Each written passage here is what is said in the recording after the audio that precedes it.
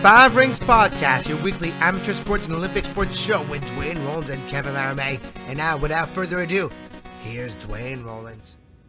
Welcome back. And hello to our Soccer Today listeners. Don't worry, we're not going to completely ignore you today. You're going to have an abbreviated version of Soccer Today at the end of the half hour, at the bottom of the hour, I guess is the way to put that. But until we get to there, we're back. We're back with our Olympic show, Five Rings. Kevin and I's first show, our original show. Remember the days, Kevin, of that iPod balanced on the wine glass? Yeah, that old iPad balanced on a bowl, like a water bowl. And I had an old mic balanced on like video games. How times have changed. If you are able to see the video version, you can see the studio with professional equipment, and makes a big difference over the years. Now people can hear us clearly. Duane, can you believe people are stuck with us since 2014? We had terrible audio in 2014. Now it's a lot better. Yeah, if you want to go back and find the original, you can. It's not particularly well. You know what, the content's there, but the audio, as you said, was and Kevin and I didn't have as much our back and forth. Yes. Like, we're gotten used to our flows too. So at the time, we were cutting each other off more often than we do now.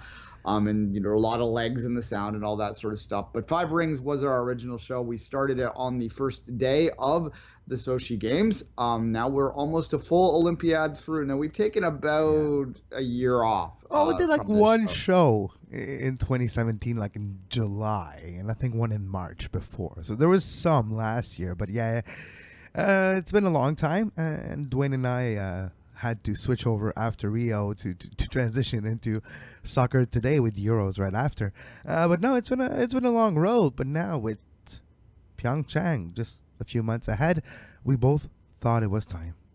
Yeah, precisely. And we will go weekly on Thursdays with that's the plan right now. Now, if there's major soccer news that breaks, then we'll figure that out. We'll get it on there, and maybe we'll move Five Rings to a different day on that particular week. But the general idea right now is that we're going to go on Thursdays at 10 o'clock live on the same channels, the same feeds as you're going to get Soccer Today. If you want to subscribe to Five Rings alone, it has its own feed, its own website, or its own Twitter account and things like that. Yeah, exactly. It's at Five Rings Podcast. As you can see, Duane is at 24th Minute, and myself at Kev Laramee. You can find all the shows sportspodcastingnetwork.com. Just look for Five Rings Podcast on iTunes, Stitcher, Feedburner, Podbay Player, Podbean, anywhere you get your podcast. The Five Rings should still be up there. Yeah, exactly. And we plan to do this weekly. And, hopefully if this schedule works, we have no plans of shutting Soccer Today down anytime soon. So if this schedule works for us, the once a week, and works for everyone around it, I suspect that we may be able to continue that on post PyeongChang as well. And generally speaking, well, if we've seen anything like Rio or like Sochi, what we'll do during the Olympics themselves will be to go daily during that time, and maybe even during the weekend if we can get something out. It's a lot goes on during the Olympic Games. Winter are a little more manageable than the summer. The summer That's are true. Insane. You could have went 3 times a day during Rio, and we still wouldn't have got to everything. And the thing is, the time difference will be something special for PyeongChang. Will be like my favorite time, like in the middle of the night or in the morning. I could watch stuff from like the day before, so that will be fun. But now the funny thing is, with the YouTube capabilities live now with the videos, we will maybe be able to take calls during the Olympics as well if the demand is there. We have the capabilities now with the new studio and everything, so it could be a very fun Olympic daily show. It will be in next February, so that's going to be very fun. And the great thing about a Winter Olympics too, as compared to a Summer Olympics, look, Canada had we're Canadian. We don't hide that fact. We cover the whole world, but we're good. We're good at Winter Olympics. Yeah, we win a lot of medals compared to the rest of the nations at the Winter Games. So that makes it kind of fun. Although Canada had a fairly decent appearances at Rio, and we had some exciting moments there as well. Penny and shout out to Evan Dunphy. What up, Evan? So close, Evan. Yeah, former guest of the show, and we did well at Rio. We had a lot of great guests during that week, and hopefully we'll line some of them up for the Winter Games as well. All right, all that housekeeping out of the way, one of our raison d'etres when we did this weekly back between the two games was we talked a lot about bidding, Kevin. We talked a lot about where games are going to be held. We talked about not just Olympics, but also, Commonwealth Games and Pan Am Games and things like that. TO 2015 was a big focus of ours, clearly, because of where it was. But we talked a lot about games bids, and that turned into a strange little thing that happened there. We coined the 2022 games that ended up in Beijing the games that no one wanted, and then it turns out that 2024 and 2028, the two summer games, they ended up being the games that no one really wanted either. And what happened is that the IOC just eventually had to throw their hands up and just award it to the two cities that were interested, and they're going to split those games. Now, this is old news now. Yeah, it's old news now, but we haven't talked about it, right? And you know how it felt like, all right, who wants 2024? Come on, raise your hand if you want it. Okay, both of you want it? All right, fine. We'll give it to you, Paris, first. Now, how about you get the next go around? How about LA, you get 2028? Everybody happy? All right, done. Precisely, and it was smart. It was a coy move by LA, and I think that they knew quite rightly that they would lose a vote against Paris for 24. So I think they were really the people pushing the double awarded bid. And I also believe if you look at 2026, which is a bidding process that hasn't really taken off in any real way yet, you'll see 26 and 30 awarded at the same time too. I can't believe I'm talking about 2030 as if it's at any rate. That's science fiction. I already talked about that. You know what really changed since 2014? My receding hairline. Like that really changed since 2014. There you have it. I wear hats a lot, so we'll leave it at that. Look. The first thought I had when, they awarded LA and Paris was, I was happy to have it get back to Paris. I think, that's the type of city that makes a lot of sense. Los Angeles, thrilled me a little less, I'll be blunt, because it basically ended the dream that I've had in my life. And I don't share this with many of my compatriots here in this city because that's exactly why it's never going to happen. But it sort of, to me, meant that Toronto is never going to happen in my lifetime. And that made me a little sad, But alas, if the will's not there, the fight's not going to be there to have it. And when we were talking about TO 2015, I said a lot of times that, and especially having experienced TO 2015, the Pan Am Games in 2015 here in this city, and they were a wonderful experience for anyone who wasn't being, a party pooper about it. I think that there's a good chance that Toronto could go for more games like that, more smaller games, and that would be perfectly adequate and would use the facilities that are already here. And that's the key when we're talking about these bids moving forward. Is I think that we're going to need something needed to change. That was the message we kept going out there, Kevin. And I think something is going to change, and this repeat Olympic thing is going to become more frequent, more consistently the thing that happens. LA is almost entirely ready to go already. They just need a little more organization on the ground, I think. But in terms of venues, a little painted coat on the Coliseum would be useful. But when you're looking at repeat games, it's going to be interesting to see repeat games with recent infrastructures, because that we're seeing it's like LA, Paris, like it's not the modern games in the modern time, but I mean it's not like in the last 20-30 years, so you're not necessarily recycling infrastructures that already were used for games. But who knows, maybe like in 20 years from now you'll get another game in a city like I don't know. I don't want it, but recent games were at and reused. I don't know, like a Whistler or Vancouver or maybe Calgary. Yes, Calgary is like on the cusp. 88. It's long enough that maybe you can salvage the ski jump ramp, maybe salvage a few things here and there, but you can't really salvage a lot more. And like standards of venues have changed a lot since 88. But it is a way down the road to maybe cut costs, is to go to a place that already has the infrastructures, and why not?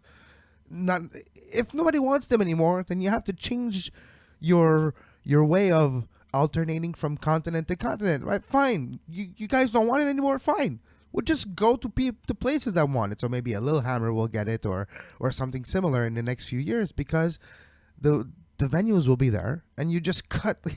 You know how many costs were cut with LA and Paris just being awarded like this? It's in the millions of dollars, right? No, precisely, and IOC, they don't learn quickly, but they maybe have learned a little bit here. And if you look at the potential bids for 2026, it's not really officially going just yet, but there's a lot of repeat bids in there. Sapporo, but they're going way back, 72. Yeah. Lillehammer's in the mix there as well. Oh, there you go. Calgary, There you go. I just called it. Yeah, Calgary and Salt Lake are both rumored to be bidding for 26, but Salt lot of Lake people makes sense. Like, yeah, it's not that long ago. It's only 2002. The world changed a lot since 2002. Technology and everything, but it's close enough. The majority of the venues will be salvageable, the ones that are still existent. And there's a lot of people out there that think that really what's going to happen is that the IOC will look at 26 and 30 as a double award like they did with the Summer Games, and they'll go one to Europe and one to North America. So I think there's a very good chance that one of either Calgary or Salt Lake City will be awarded the games. And from a Canadian perspective, I think there's a good chance that if Calgary does get the bid forward and does get the arena figured out, and that's their big dilemma there, they need to get a new arena, and I think they probably will figure that out because it's important for the NHL Calgary Flames to get something built there. Well, just a few weeks ago, there was pressure made by the organization of the Flames to the government, and the government was clear, but like, no, we're not going to give you public fund money. We just did it to Edmonton. We can't do it to everyone all the time. So we'll see what happens there. But yeah, eventually, if they want Calgary to be a potential host of the 2026 Winter Games and your arena, which would probably been resolved before that, like you mentioned, because of the Calgary Flames, but it's necessary. Yeah, and look, the con against another Canadian bid is it's only 16 years from Vancouver at that point, and Canada's not that big of a country to get them that frequently, but the Winter Games are a different gig, and there's only so many places because of the mountain requirements that can even host them in the first place. And there's only... We're talking about you, Quebec. Yeah, you don't have enough mountains. Yeah, unless there's a systemic shift that creates taller mountains in the Laurentians. And if that happens, I'll be dead. So hopefully that doesn't happen. So let's hope that doesn't occur. There's cons against both the North American bids, really, because Salt Lake, they held it more recently, and LA is going to hold it in 28. So are they going to go back to the United States? Let's be fair, Duane. What do you remember of the 2002 Olympics? I don't know about you, but for me, they were like probably the most bland Winter Olympics game I've seen in a long time. It was just like there, and it was like nothing special, nothing extravagant. It was like they were great. I don't know. For me, the only memories I have of there is maybe when I was drunk in college celebrating Mario Lemieux winning the gold medal, or that's about it. But they felt pretty great to me.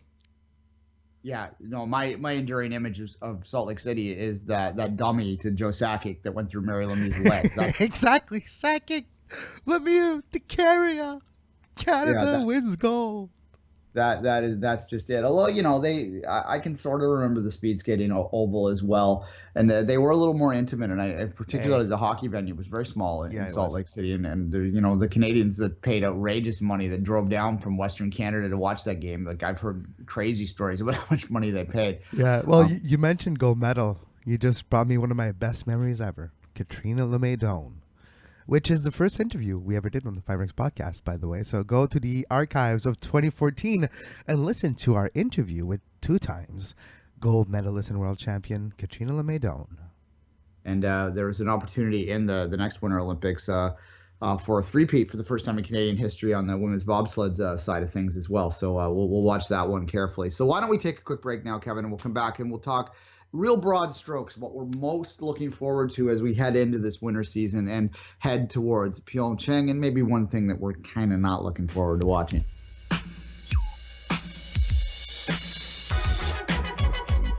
You are listening to Soccer Five Today. Rings. Follow us on Twitter at SoccerTodaySPN and like our Facebook page, facebook.com/Sports Podcasting Network. Welcome back. If you're a longtime listener, you'll know that we one of our formats, our constant formats here. If you're new, this will be new to you. We do a gold, silver, bronze, wood medals. We do that for most of our live events. So it's pretty much what it sounds like. It's like, if you want to term it in hockey terms, it's like first, second, and third star or whatever. And then we throw the wood medal in, meaning the disappointment of the day. We're not going to do quite that today, but we do a lot of kind of listy things on this show, and I thought we'd start with that in a broad stroke, giving 3 things that we're most looking forward to in the winter season and in Pyeongchang. Kevin, I sometimes like to start negative, though, so that we can end positive. So let's start with the negative. Okay. I have quite a negative that I'm actually not looking forward to, but I think we won't be able to ignore it. Okay, well, will you go ahead? 80 miles south of North Korea. Yeah. Like, this is my big negative. Is it going to be happening without a hitch? Is everything going to be okay? That's my big thing that I'm actually not looking forward to, but nobody can ignore it because the location of the Winter Games are in a part of the world where not too far, it's not that great. Yeah, no, that's to be serious about this for a moment. I got in a bit of a Twitter conversation a few months ago talking openly about the idea of whether or not these games shouldn't be reconsidered altogether in terms of where they're located. And that's a tough gig. There is some precedence out there in terms of pulling games from someplace at the last minute and putting them into to a location that's ready to go. And I mean, 1976. The 76 games that got pulled, 100%, that happened there. You're also looking on the soccer side of things. The Women's World Cup during the SARS crisis was pulled from China and moved to the United States at the last second. So it's not without some precedence, both on the Olympic side and other multi and big sport events, right? It would be, unlikely, highly unlikely, but at the same time, I think it's something you have to really consider if the global situation doesn't calm down a little bit, because you can't even really be flippant about this. What we're talking about here is the potential of something really, really serious going down in, North Korea. Not exactly your most stable of governments or rational of governments there, or, completely insular. You never know what they might do, and you would hope that common sense would prevail. I think they would understand the regime, although it's hard to really know much about how they think. But I think that they would understand on some level that if they did something to disrupt that Olympics, that there would be serious consequences to pay on a global scale. And you don't want that to happen. And obviously, when you're talking about sports versus this is a pretty serious topic and not something to be flippant about or even to think that this is the most important aspect of it as the Olympics. But they are a major trigger point, and it is something that's going to get increasingly more attention. It will be the story in about a month or so, I think. Once people sort of really wake up to the idea the Winter Olympics are really close. Like, wait. Oh, yeah. The Winter Olympics are happening. Oh, yeah. Geez, it's that close?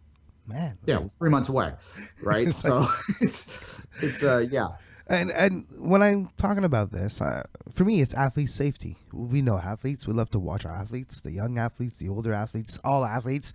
And we want the Olympic game to be, quote unquote, a secure place. Literally one of the most secure place in the entire world in that time period. And we just hope that Pyeongchang is what usually the Olympics are.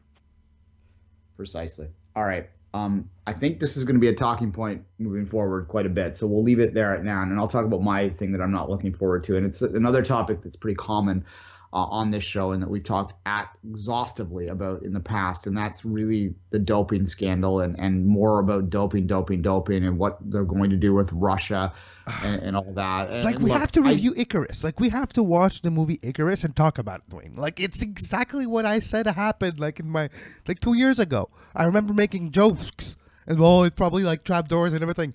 Guess what? That's exactly what it was. Duane, we need to, down the road, watch Icarus and make a special review show about it. Fair enough. And look, I don't know what you do with Russia at this point. The idea of suspending them outright from the Olympic movement is out there. That's a nuclear option, and maybe that's a terrible analogy considering we're just talking. Considering my point, it's maybe not the best word, but fine. Yes, it's a serious option that's out there, and I hate to see any athlete that is legitimately clean getting swept up into that, but I think. I don't think about this. I know this. We talked about this back when we were doing this more regularly, and it seemed that's all we were talking about is that you do like a reverse onus thing. You suspend Russia, but allow Russian athletes to compete under the Olympic flag if they can, subject themselves to pretty, substantial doping control standards. It happened in Rio. That's exactly what happened in Rio. And there's a fair chance that it happens in PyeongChang as of now. Like, it's been discussed like the last week if we should ban Russia altogether or not. And you're coming to a point now, like four other Russian athletes in skeleton and other sports were just banned for at least 4 years in the last week. It's like insane, just the amount of doping case now with the Russian flag attached to it. It's like, yeah, it is. And like, we know now, we have the proof and we have everything, so we can say this honestly and fact, like it's a fact. It was a state-sponsored doping scandal that was widespread in Russian athletes.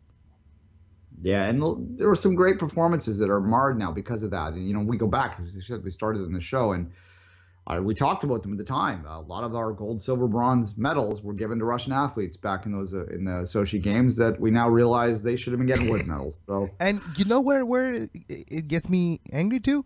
Look, we knew we had red flags. Remember that cross-country skiing performance that out of nowhere, those athletes didn't win anything in prior or after. But in Sochi, they won gold and silvers in cross-country skiing, which they were not the favorite. And out of nowhere, those Russian athletes, oh, yeah, we won. We're so good. Yeah, you're so doped. Well, Kevin, I remember distinctly about a week into those games, one of my wood medals was the fact that there hadn't been a positive test, because I found that suspicious. Yeah, the lack of evidence is an evidence in itself, no? Yeah, precisely. All right, let's get positive. Start with you, Kevin. Well, name me one thing that you're looking forward to. Your broad strokes. We don't have to be specific. Okay. We have lots of time to get into specific athletes. It's a weird way to be. I'm gonna go from a negative to go to a positive. Usually we got into Sochi. Oh, the hockey tournament's gonna be amazing and everything. Well, this time around, like, there's no NHL athletes, but there's going to be junior athletes. There's going to be old names that we know that play in Europe. There's going to be names that are up and coming in the world of hockey. There's going to be a chance for new Canadian hockey players to make a name for themselves and maybe create a career. Maybe have a moment where, go from obscurity to the limelight. Go from a nobody to a superstar.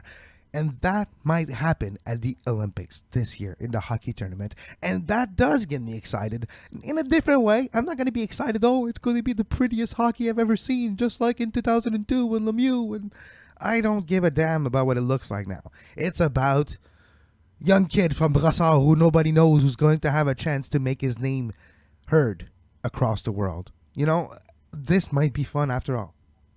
I was actually I was thinking of including a very similar thing in my positives too. I'm not happy about the fact the NHL players aren't going. I think it's absurd. Exactly, it's stupid, but here we are. Yeah, exactly. It's done. But the consequences of that is we might have a kid that's not known who's going to become known and maybe get an NHL contract out of this whole thing. Precisely, and look, I remember, as you do too, it wasn't that long ago when we had a similar thing. And '94 was the last time that there weren't full pros. They're pros. They're allowed to be professional. And we all have not that good, but they're not great pros, but they're pros. Yeah, it's going to be like the Spangler Cup, basically, is what it's going to be. And I think that Canada is still going to be the favorite in this tournament, so that's going to make it interesting. But I just think like the Spangler Cup, we're always up there.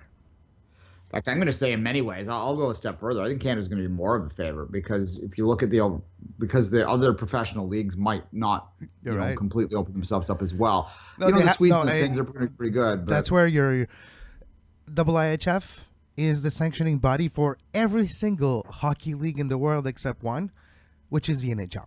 So by definition, that's why there's a lot of litigation right now with the KHL, because the KHL says, oh, we might not release our players. Well, by law, you're obligated to, because you're sanctioned by the IIHF, and you have to take a break. You don't just have to release your players, you have to take a break during the Olympics. Every single league in the entire world outside of the National Hockey League, NHL, in North America, is obligated by their sanctioning body, which is the IIHF, which is the governing body of the Olympics hockey tournament as well. You're mandated to stop your operations and let your players play, but not the NHL. Yeah, you remind the AHL is going to allow some players to be released, are they not? Yes. Because it's a development league, so but not if you have an NHL contract. That's where it gets complicated. Because usually, if you're in the AHL, you usually have an NHL contract and not just a pure AHL contract. And there's ECHL as well. So it becomes a bit convoluted at this point to make sure that you have the qualifications or not to be able to go to PyeongChang or not. But if you don't have an NHL ties, you can basically go. Yeah, fair enough. All right. I'll move on to one of my positive, what I'm looking forward to. Look, I'm looking forward to I'm looking forward to it all, Kevin, basically. But I'm especially looking forward to watching the Canadians that have won medals in the past try and get back there to repeat again, because it is something that we have excelled at in the past few years. This country, we're not used to that. I think of Humphreys on the bobsled side of things, being right there. If Chalamley can go back there and win another one, that would be quite something. So It's his last Olympic. I'm sorry? Sorry, yeah, we're basically agreeing. Anyone who has had a history, because this is a new thing, new uncharted territories for Canadians to have these athletes that we know so well through multiple Olympics now and have had so much success that they go back for one last kick or for another kick in some cases to make history. As I said, the women's bobsled, two gold medals in a row. If they won a third in a row, they're not just talking about Canadian history. You're talking about going down in the annals of that sport, right? Yeah. Like best ever. Great. The goat, the famous goat now. Yeah. Exactly. So that's another thing I'm looking forward to. You know what it is, too? It's the end of the Vancouver generation when you look at it this way.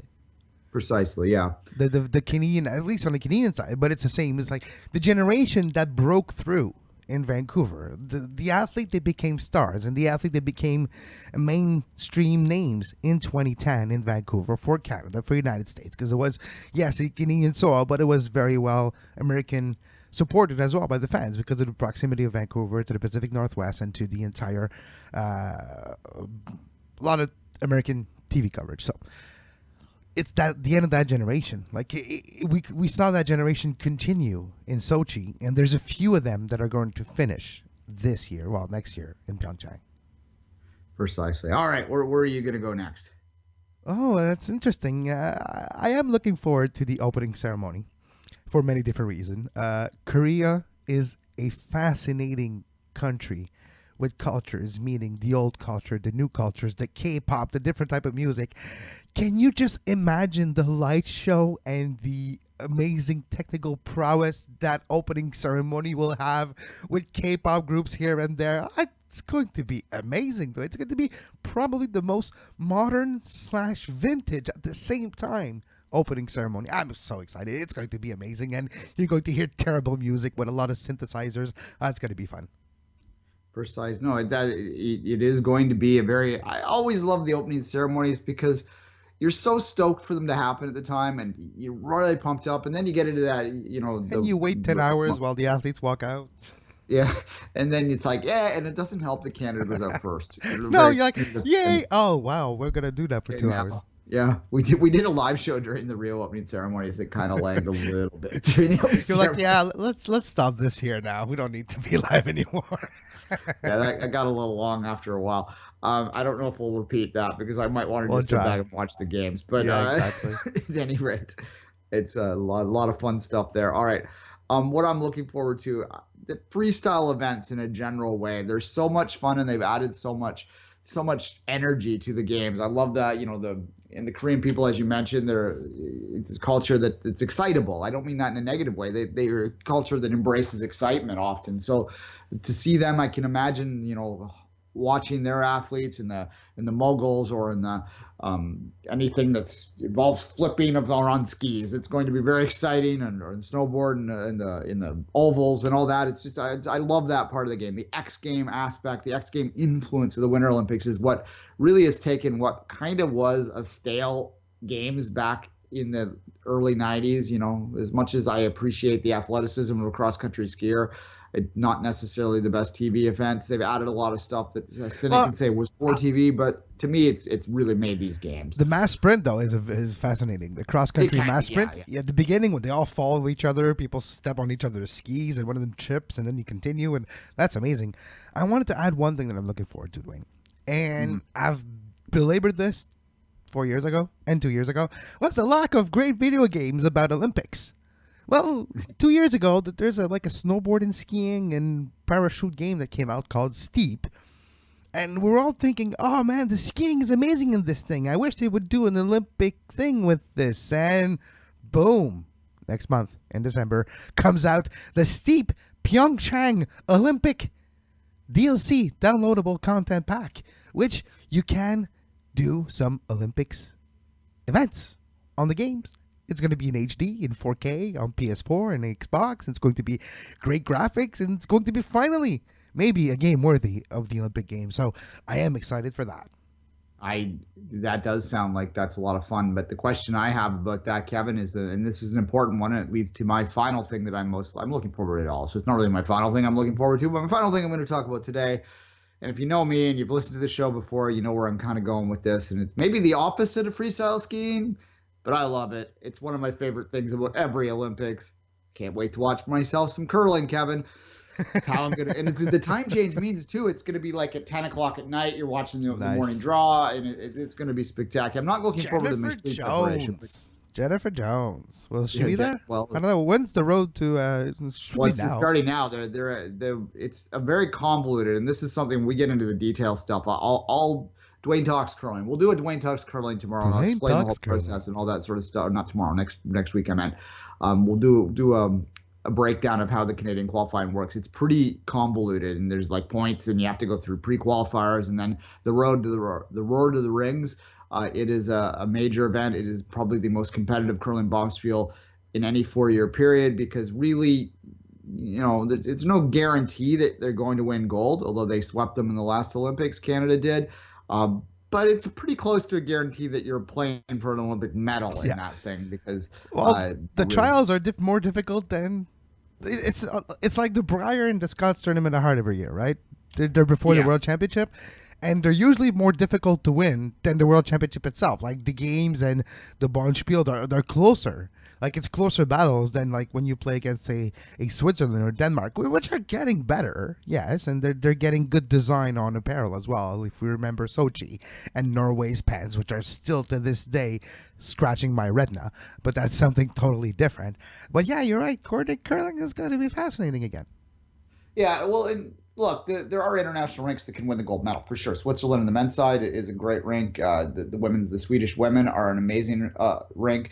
There's a lot of talent out there, but the depth difference is insane. Like it's not even the same. It's not even the same sport basically when you talk about the depth, and that's what makes the Canadian Olympic qualifiers so fascinating to watch. And it's almost, in my mind, it's the start of the actual Olympics, that qualifier, because like I said, they're competing really for a medal.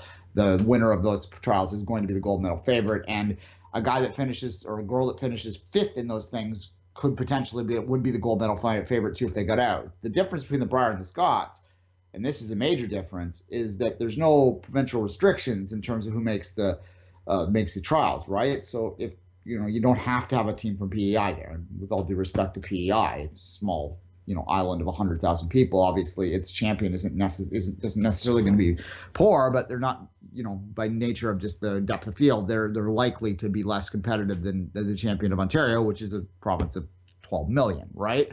So you could have 4 rinks, 5 rinks from Alberta, 4 or 5 rinks from Ontario, and they're the best rinks in the world generally, with outside of a few international ones, and it just makes for a really fun event and a lot of great curling to watch. And curling, it always fascinates me to watch the Americans react to curling every 4 years. It truly has become like the cult sort of hipster sport down there during the Winter Olympics. They all get into it, and it's kind of funny to me too.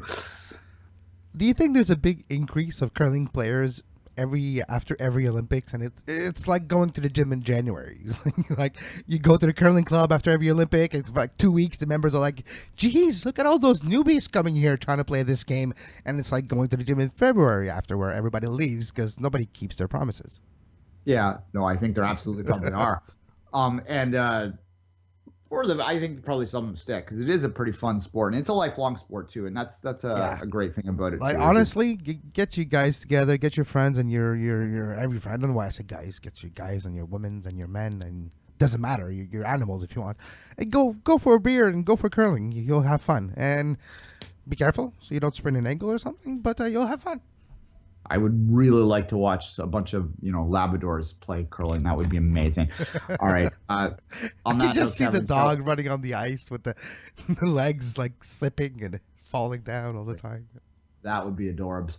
All right. Let's take a quick break. We can come back and we're going to do a very short abridged version of Soccer Today to end this podcast.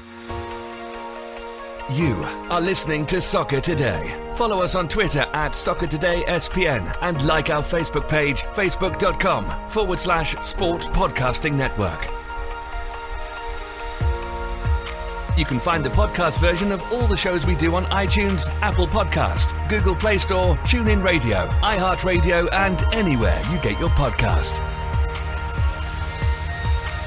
And we are back on 5ring/Soccer Today for now. Duane, yesterday we had some more great Champions League, and I have to say that there was some blowouts as well yesterday. There was a blowout in Azerbaijan, and there was a blowout in Paris. Poor Brendan Rodgers. How he doesn't like going to France anymore. No, 7-1 is an ugly scoreline. Look, we talked about this yesterday as well in terms of the competitive balance of the Champions League nowadays, and it is a bit of a problem, I think, if you're having 7-1 results there. That's not great for the intrigue here. We predicted yesterday that Juve Barca would probably suck, and it did.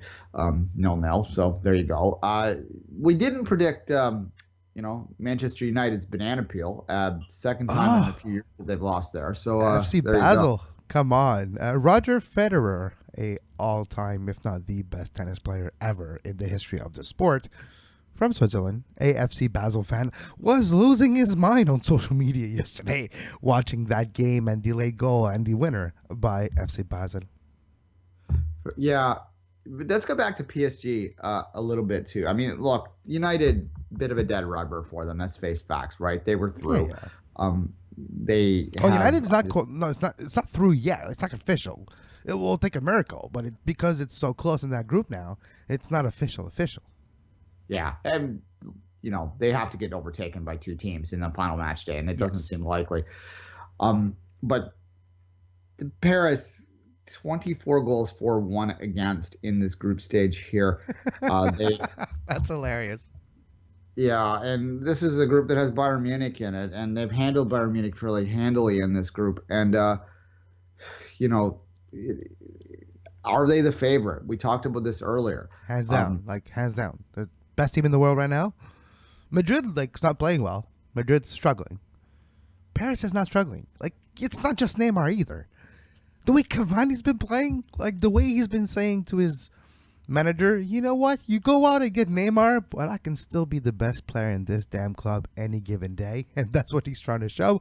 It's fascinating to me when Mbappe just does whatever he wants and sets up people like it's no tomorrow. It's fascinating to watch this team.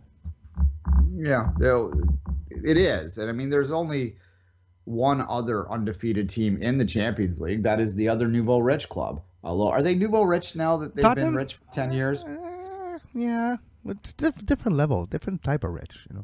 You're not talking about PSG oil rich. You're talking about maybe guy in your city that has a few businesses and it's probably one of the richest guy in your city. But yeah, I don't know. They're pretty rich, but that it's hard for people to accept. And I saw an argument with some prominent journalists yesterday about PSG, and I haven't. People are reluctant. We've talked about the city thing, and I'm not going to talk about city today. I sort of expressed my it's hard to wrap your head around the fact that they potentially could be among the favorites at this point in time, but they are undefeated in the group stage, and you can't ignore that. But to get back to PSG, there was a prominent journalist from the Guardian that was throwing around 50-pound bets yesterday that Paris would win the Champions League, and a lot of people were taking him up on that. Now, on one hand, that's taking the field against one team, which is always a good bet, but it's hard to argue against PSG right now unless they get a bad draw, I guess. And the bad draw, obviously, what everyone's going to be looking for in the next round draw is that second place. Somebody's getting Bayern Munich, someone's getting Real Madrid, because both of those clubs finished second in their group. If you want to put some odds on that, well, PSG's not in Real Madrid's group, and they were in Bayern Munich, so they're not going to get Bayern Munich for sure. But they're not in Madrid's group, and they're going to get a team of England maybe. So because they're from France, so there's a very high probability they'll get a very good Spain or English team that finished second of their group, which the way things are looking right now could very well be Real Madrid. Yeah, the English teams that win the group, so Tottenham or City, likely, Liverpool possibly, they are going to very, very likely, one of them is going to draw one of those two big clubs. That's just the reality of the odds that are that are going to come out of the bowls, right? Like, it's just hard to wrap your head around. They have a chance to both avoid it, but statistically speaking, and I'd have to do the math, and I don't really feel like doing that off the top of my head. Because we're not good at math, So there you go. But the odds are pretty strong that one of them will get them, and that's going to be unfortunate for either Spurs or City, whoever draws, or Liverpool if they draw it. If Liverpool draws it, I think it's game over. I would give both Spurs and City a chance against those big clubs, but it would be a very tall order. That's going to be the big mystery there. Whereas PSG, they're not going to get one of the two, and they've already handled the other two, so they would be the favorite in any tie going into that. Intriguing stuff going on here in terms of what is happening in the capital of France, and it would be kind of nice on one hand. And I know a lot of people don't like them because of the money, and that's just a natural human reaction. But to me, having some new blood at the top of the Champions League is refreshing, because watching Real Madrid win every year, unless you're a Real Madrid fan, it can get a little old. So and the year that's not Madrid, it's Barcelona. So you're like, can you get somebody else here, please? So exactly. So we'll watch that with interest. But overall, it's been kind of a strange little season when it comes to the Champions League so far. As I said, you got some dominant performances, but you have a lot of sort of mediocre play. And you have Atletico with an amazing goal yesterday. Griezmann, Antoine, a.k.a. Tony the Tiger, Griezmann, with the bicycle kick for the game winner, 1-0 Atletico versus Roma. That was surprising too. Yeah, and Atletico has not had a great season, and that was a good little moral victory for them that will probably put them in strong order to get into that Europa League, which is going to be fascinating in the round. There's going to be a lot of big clubs in the round of 32 in the Europa League, and that's going to be really interesting. But speaking of the Europa League, as we said before, if you're listening to this on the Five Rings feed and you don't normally listen to this, we don't get into depth of the group stage of the Europa League because we don't have 7 hours to break these games down. 64 games going on today. I'm exaggerating, but close. Any of them jumping out at you? Just taking a quick look at it right now. Well, Arsenal. That's the funny thing of the Europa League this year is Arsenal. Outside of that, it's still way too early. The amount of teams in it, it's like you can't handicap it at this point. It's just fun games. So at this point of Europa League, I'm still just enjoying it. I put a game on and I watch it. I don't dissect it. It'll change in the next few weeks. Well, in the spring. But now I just enjoy those different teams, those different stadiums, those different commentators that we're not necessarily used to seeing on a daily basis that we get the chance to see on Thursdays. Exactly. And just quickly going through those groups, Villarreal, Kiev, Ludogorets. I'm just listing the teams that are leading their groups right there. Milan, Atalanta, FC Copenhagen, Bucharest. You've got Arsenal, Red Bull Salzburg. What is that team? This looks like a Swedish team. Whatever. And Lazio, they're winning too. And Zenit. You know those letters with like an O with like a bar in it, and like there's points where you're not supposed to? Yeah. How are you supposed to pronounce those damn things? It's Östersund. I'm not actually sure where that club's from. Where are they from? They look Norwegian. So there you go, or Swedish or something. When you're not sure, you say Scandinavian. So at least it covers an area. Definitely a Scandinavian word. Forgive my ignorance on that one, guys. But as I said, there's a big world that you have to cover, and we put a lot of attention on Major League Soccer. Speaking of which, we'll have more of a preview, more of a look at MLS. I'm going to have some thoughts on Michael Bradley and the whole reaction to him. He was right, though. Like, he just said what everybody thought just out loud, and maybe a little brasher than you would have. Like, he didn't mince feelings. But what he said was true. Like, now you're getting up in arms. Where were you the last 10 years? Where were you with your money the last 10 years to support the crew? Now you're coming because people are threatening to take what you like away? Where were you when it counted? There was a bit of a defensive reaction for sure. As I said, I might even have an article out today. I'm contemplating writing something about this because there's something that's in my claw about the Bradley and the reaction to Bradley and Altidore, which I think is over the top by the American fans. And I know a lot of them are going to tell me to shut it when I write it, but and I'm not doing it for that, but I know I'm going to get that reaction. So that's going to be out there. Maybe we'll talk a bit more about that tomorrow. Well, what do you know, you Canadian? Like, you don't know what's going on. Like, you don't know what it is to not go to the... Oh, wait, yeah, you do. What would happen if it was Canada? Well, we've seen what happened when it's Canada. It is. Like, United States is Canada. That's what we usually are. Not going to the World Cup and in shambles. Yeah. I mean, my TLDR of this is that there's a level of arrogance to the reaction that I find that there's an assumption that they have a divine right to go to the World Cup and that the only possible way that they wouldn't advance is if the players that were playing somehow weren't trying hard enough. And to me, that's a little bit of arrogance coming out that they maybe just got beat, guys. Ignorance or arrogance? Because I would go with ignorance. If you think it's because they're not trying hard enough and they're not like, oh, they don't want it bad enough, I would want it. I would, there's something you don't get it. There's like a part of this thing of years of dedication and discipline, and no offense, but if you think that you can go, well, guess what? You can't, and you don't have the discipline to go anyways, so. Yeah, like I said, I get the frustration, but and I get like the trolling nature of an opposing team in the playoffs, so I don't really blame them for booing.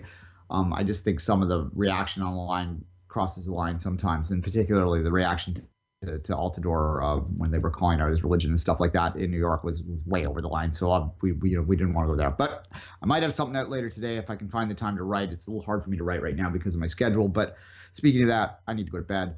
Kevin, we're going to wrap the show up. We'll be back next week with Five Rings and tomorrow with Soccer Today. And until that time, Kevin, as always, say goodbye. You can follow Duane on Twitter at 24th Minute and myself at Kev Laramee. Five Ring Podcast is available on iTunes and anywhere you get your podcasts, Apple Podcasts, Google Play Store, at Five Rings Podcast or Sports Podcasting Network.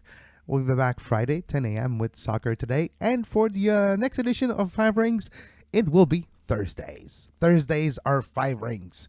Five Rings, Road to PyeongChang. And until then, as always, I'm Kevin Laramee, and have a great sports. You can find the podcast version of all the shows we do on iTunes, Apple Podcast, Google Play Store, TuneIn Radio, iHeartRadio, and anywhere you get your podcast.